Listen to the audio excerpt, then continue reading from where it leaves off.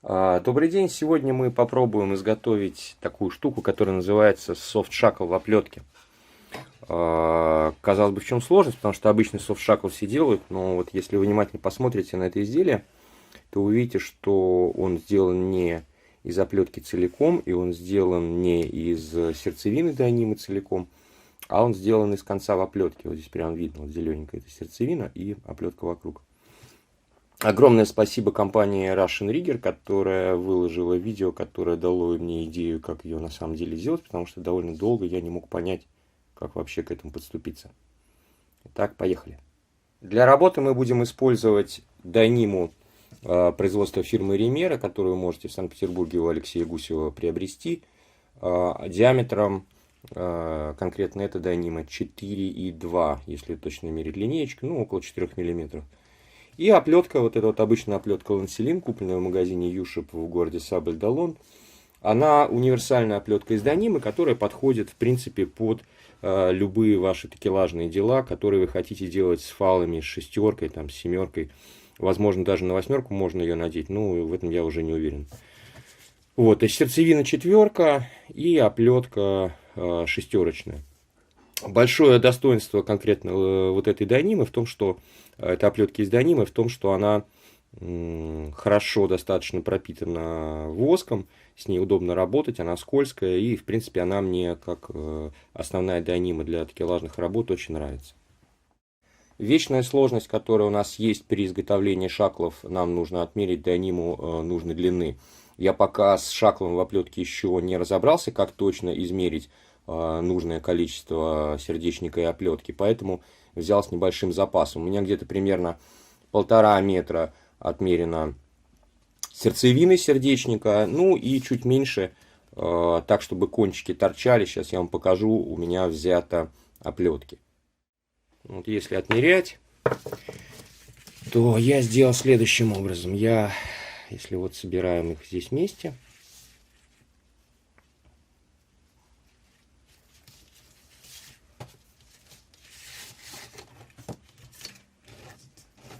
прогоняем, прогоняем, прогоняем, у меня получается как-то вот так вот, да, то есть у меня получается небольшой хвостик здесь есть, сейчас вы поймете, зачем это нужно. Первая стадия сборки, мы собираем непосредственно веревку, да, то есть мы продеваем сердечник в оплетку. Вы можете использовать любой метод, можете использовать для этого иглу, можете использовать для этого протяжку. Я попробую сейчас использовать для этого то, что называется soft fiddle при помощи ленты от Premium Ropes.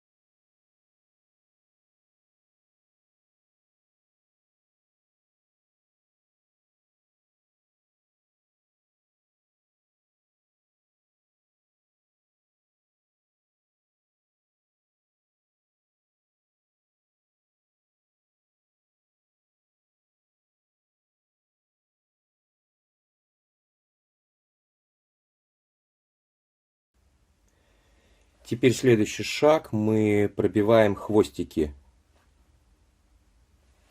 То есть мы берем, нам нужен хвостик этой оплетки пробить внутрь. Ну, это несложно. Я уверен, что вы это уже делали 100 раз.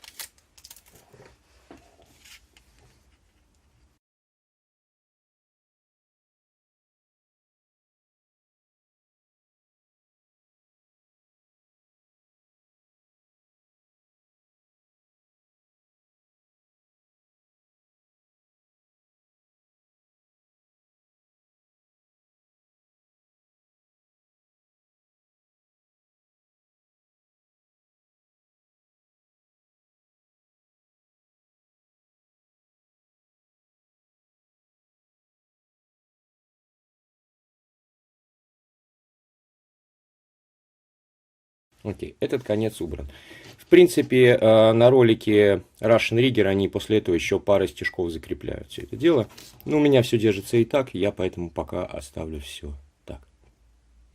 Следующая стадия: мы складываем нашу оплетку вдвое и отмечаем середину. Да? То есть у нас все сложено, сложено, сложено, сложено.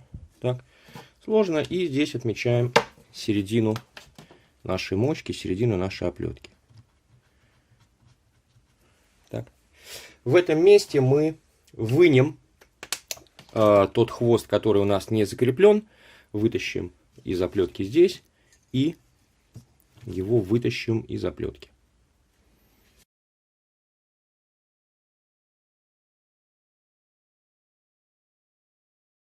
Так, вот у меня середина. Я на всякий случай ее тоже отмечу, чтобы потом не потерять. Это у меня середина мочки. Получилось вот у меня вынутая серединка. И второй хвост закреплен. Вот у меня получился один хвост собранный вместе. И вот у меня второй хвост разобранный. Так. Теперь следующая тема, которую мы делаем, это мы берем и вот этот вот хвост, вот этот вот, да, мы пробиваем его вот сюда.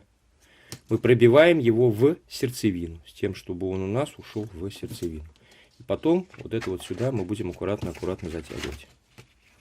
Рык, и затягивать.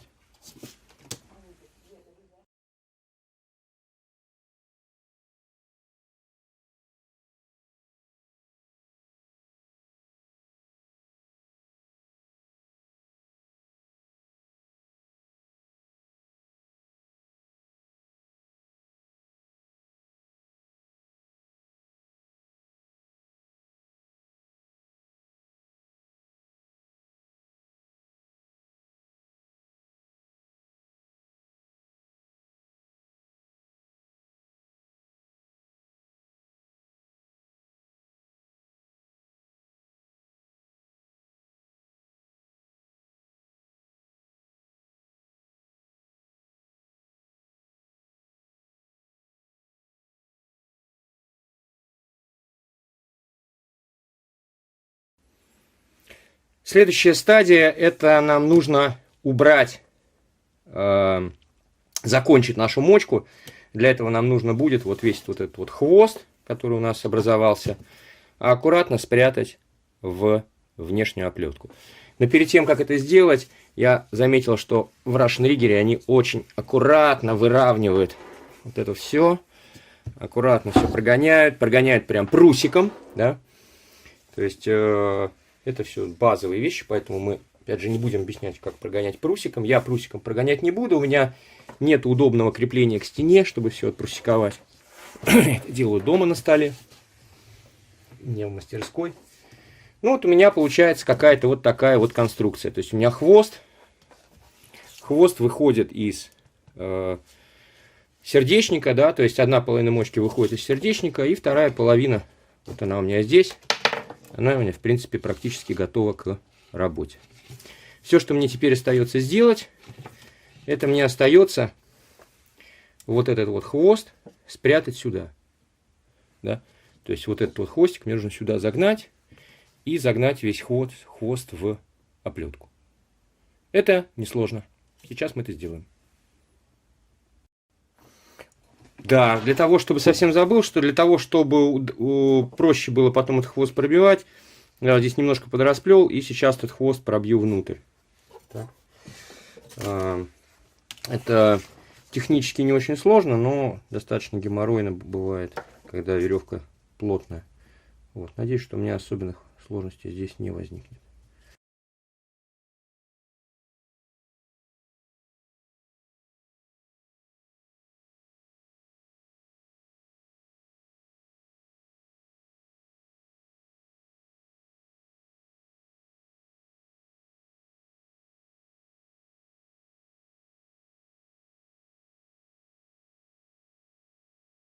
Вот, получается вот такая вот картинка, да? Это вот, напоминаю, это наш хвост, который пробит. То есть вот у меня мочка, еще раз. Вот у меня мочка. Да, и вот я сюда буду вводить этот хвост и пробивать его. Весь этот хвост у меня уйдет внутрь в оплетку. Давайте это сделаем, наконец-то.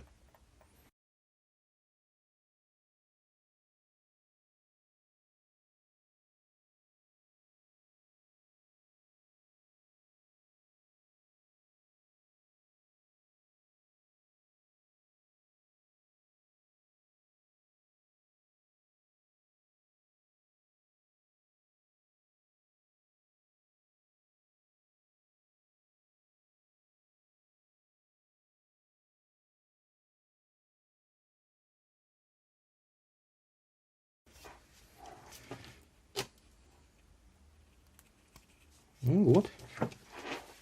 В принципе, вот она. Наша с вами мочка. Окей. Итак, у нас получилась с вами одна веревка, пробита в другую.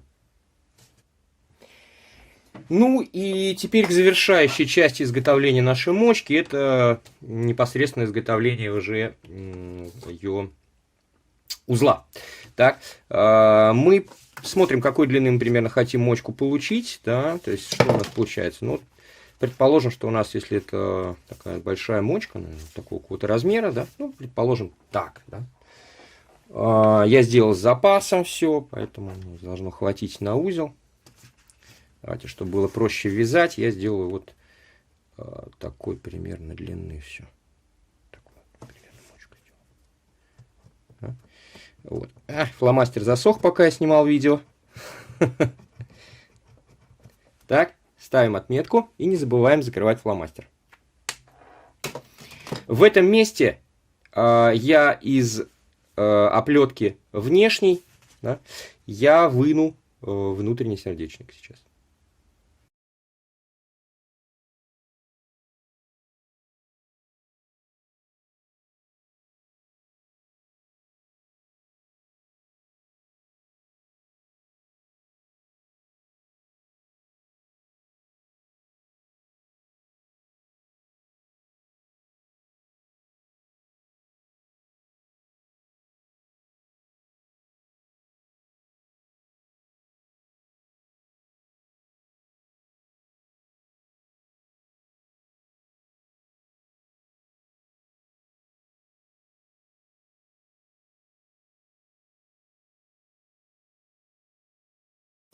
Окей. Та-дам! И вот у нас есть с вами два хвоста, которые мы можем с вами уже дальше преобразовывать в обычную нормальную мочку. Да? То есть у нас с вами есть основа.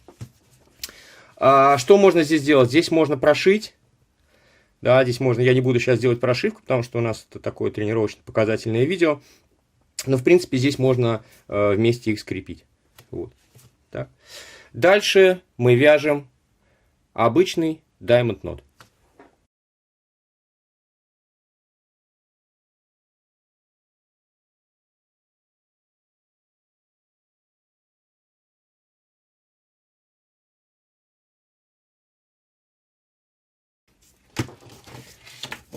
Вот, в принципе, и все. Дальнейшую стадию затягивания, обрезку и так далее я показывать уже не буду, потому что я сейчас на самом деле это разберу, для того, чтобы у меня не пропала оплетка и все остальное. Вот, но в целом вот ваша мочка, вот она готова. Вот такая же мочка, уже затянутая более-менее. Что сказать про конкретно данную мочку? Она будет служить вам, скорее всего, значительно дольше, чем мочка из обычных материалов. Вот. Ее нужно больше немножко усилить, поскольку она толще, больше времени прилагать, чтобы ее открывать-закрывать. Но выглядит она очень убедительно. Остается только, конечно же, проверить, как она на разрыв на каком-нибудь стенде. Небольшой ворнинг всем тем, кто собирается такие мочки у себя делать. Ребят, если у вас нет лебедки под рукой, если у вас нет возможности как следует мочку затянуть, то лучше покупайте, потому что мочки обычно все когда у них происходят какие-то фейлы, они происходят из-за того, что они плохо затянуты. То есть, во-первых, все здесь затягиваете плоскогубцами, после этого здесь навязываются узелочки и затягивается как следует лебедкой все это дело где-то на яхте у вас или на стенде, если вы в мастерской работаете. Все обязательно шлаги должны быть затянуты ровно, и узел при постукивании по столу должен такой быть твердый звук издавать. Вот. Помните, что Diamond Knot самая опасная часть непосредственно в этой мочке, все остальное у вас оно очень-очень сильно прочное, а Diamond Knot, вот, если он затянут плохо, он может стать причиной неприятностей, причиной того, что ваша мочка просто откажет. Окей, все, надеюсь, вам понравился этот видосик. Если у вас есть вопросы, пишите.